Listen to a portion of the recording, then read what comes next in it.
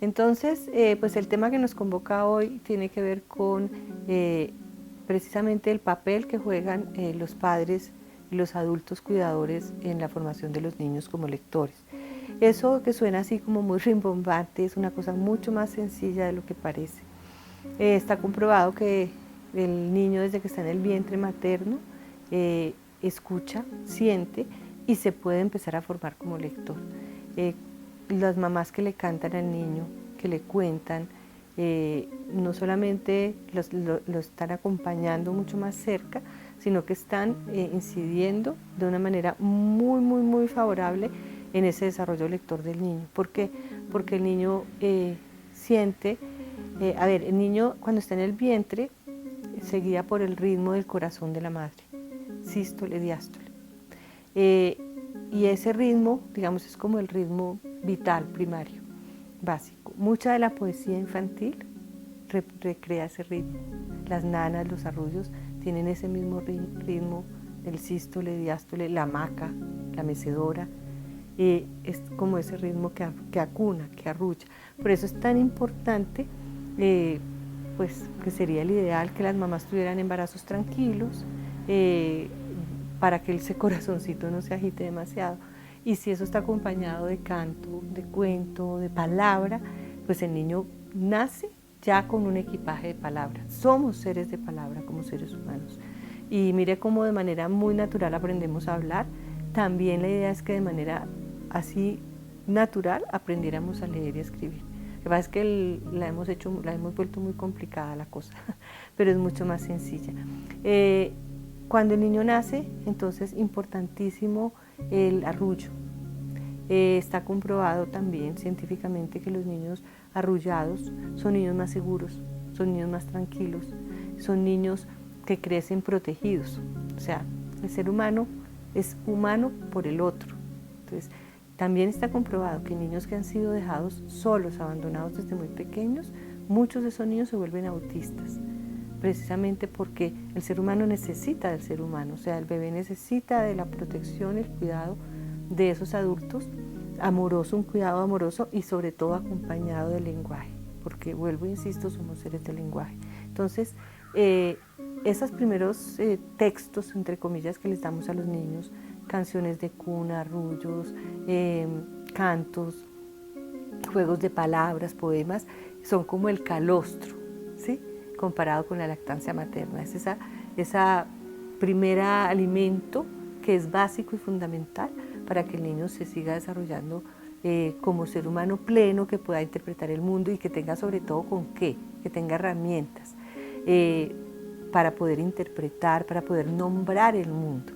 Ese ejercicio de nombrar, si el niño no tiene con qué nombrar, porque no se le han alimentado palabra, pues no nombra. Entonces esos son los niños que gritan, que chillan, que patalean.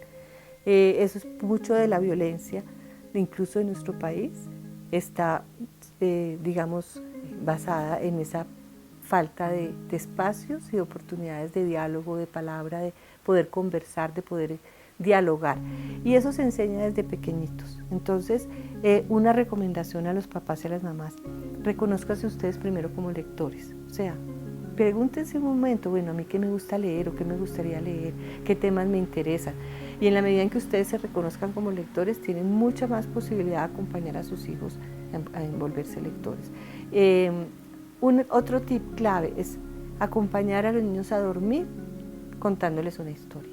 No tienen que ser historias maravillosas, no tienen que ser la literatura más sofisticada, sino que incluso con las historias de su propia vida, con lo que le pasó en el día, con inventarse uno que el pajarito tal cosa, o sea, pero ahí porque para el niño lo más importante en esos momentos es la compañía, es poder sentirse acompañado a la hora de dormir y acompañado con una historia que lo va digamos que le va a ampliar ese vínculo entre el padre o la madre o la abuela y lo lleva, digamos, a otros universos, a otros mundos. Entonces es un encuentro mucho más pleno, mucho más rico, y además que lo invita a soñar y a crear sus propias historias.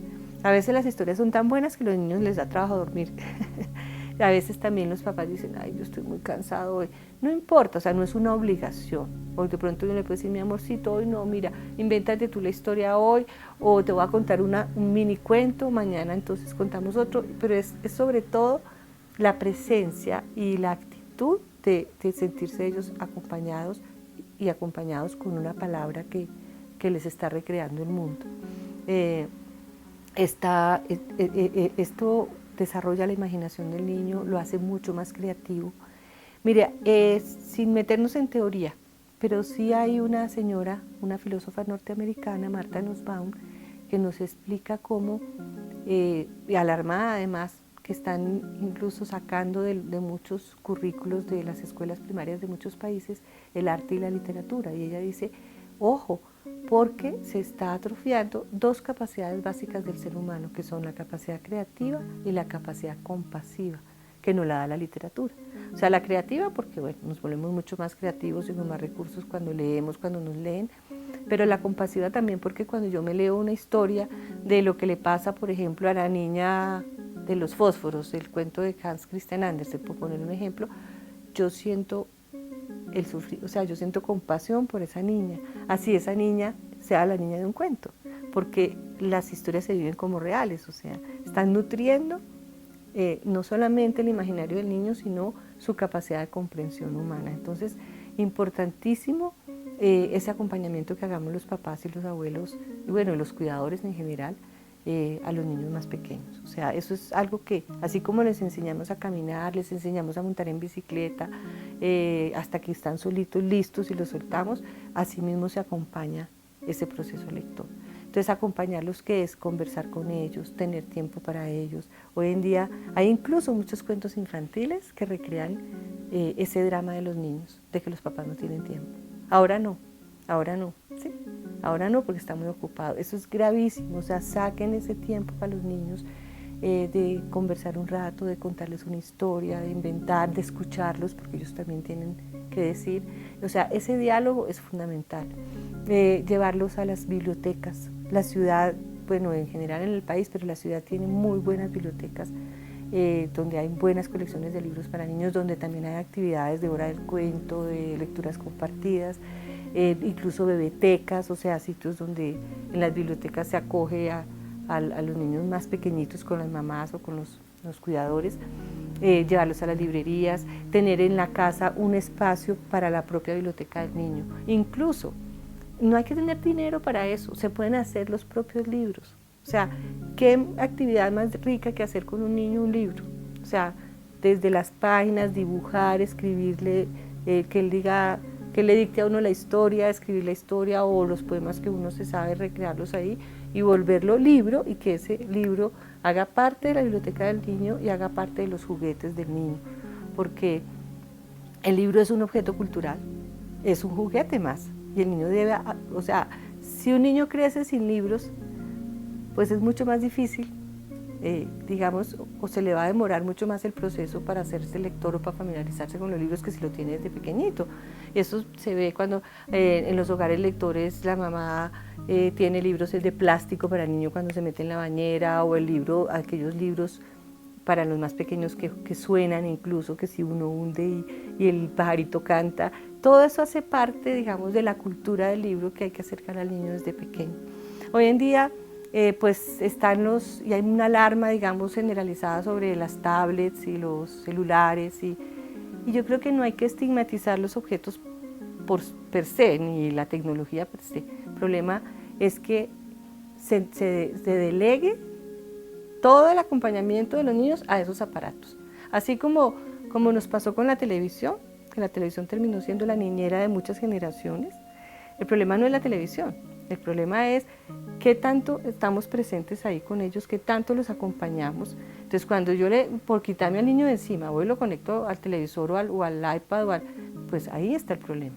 ¿Sí? No es, porque hoy en día incluso hay maravillas de libros digitales, de juegos, de libros interactivos, que si nosotros acompañamos a los niños digamos, a explorar y a leer estos otros formatos, pues qué maravilla, porque se nos ha ampliado el universo. Lo grave es delegar todo al aparatico, ¿sí? Entonces, ay no, está muy cansón el muchachito, vaya, se pone a ver el video, ¿sí? O vaya y juegue, o uno ha visto chiquitos de 2 años que apenas caminan y casi que se chocan porque están pegaditos de él. Entonces, el problema no es el aparato, no es la tecnología, es de qué manera nosotros le delegamos a esa tecnología lo que nos corresponde a nosotros. Y además, qué tristeza ceder un espacio tan grato, porque es muy rico pues descubrir y abrir esos espacios en el hogar para estar con los niños, para conversar con ellos, para jugar con ellos. Una cosa que se recomienda, que es muy sencilla, todos esos juegos de palabras, incluso cuando uno va en el carro, cuando va de paseo, que de La Habana llegó un barco cargado de, ¿sí? Todos los juegos de palabras, e incluso hay juegos de mesa que son con palabras, todo eso enriquece muchísimo la cultura de la lectura y de la escritura, lo que se ha llamado hoy en día la cultura de la lengua escrita, que es una cultura, quiere decir que eso esté presente en la vida cotidiana de los niños, de los hogares. Y eso parte de los adultos. Entonces los adultos, en la medida en que se reconozcan ellos como lectores, se den esa oportunidad, también están, digamos, entrando en un círculo virtuoso que va a permitir que los niños a su vez se familiaricen con eso. Dejarle mensajitos escritos a los niños. O sea, en un hogar, uno se da cuenta cuando un hogar es lector y escritor. Cuando ve que en la nevera está pegadito el mensaje de la chiquita que está aprendiendo a escribir, o el dibujo, ¿sí? O hay, como les digo, juegos con palabras, libros en la casa, revistas. O sea, todo eso es un ambiente que se debe fomentar desde muy pequeños. Importante acompañarlos antes de dormir. Como les digo, no lo tomen como una obligación. Hay un día le puede uno decir al niño, estoy agotada o estoy agotado, hoy no, mañana sí, o cuéntame tú hoy el cuento, ¿sí? Pero es la disposición y es esa compañía. Que ellos puedan ir haciendo su propia colección de libros, hacer libros artesanales con ellos, llevarlos a las ferias del libro, a las bibliotecas, regalar libros de cumpleaños o de, no sé, de primera comunión o de las... yo, por ejemplo, soy una persona, y ya también me reconocen en la familia, perdone que hable de mí, pues la tía que regala libros. Y yo soy orgullosa de eso. Y al principio yo decía, ay, pero que me decía, no, pero es que yo no le gusta leer, pues, y ya uno va viendo que sí, y la sobrina le reconoce a uno, ay, mira que estuvimos leyendo tal libro con la niña y está feliz. Es como irse dando esas oportunidades e ir abriendo esas posibilidades.